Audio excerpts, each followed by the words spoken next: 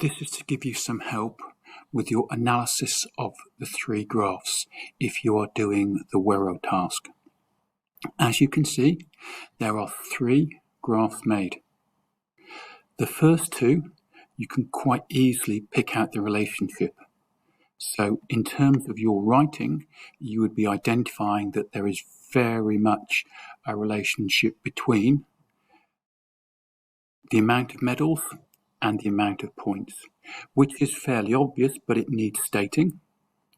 And what you could also possibly suggest as some further thinking is, if you were to look at how wealthy those countries were, is there a relationship between the wealth of the countries and the number of medals they get? The interesting bit of analysis is you looking at this third one, medals per person. In this one, what you have to think about is, why is there such a change in this?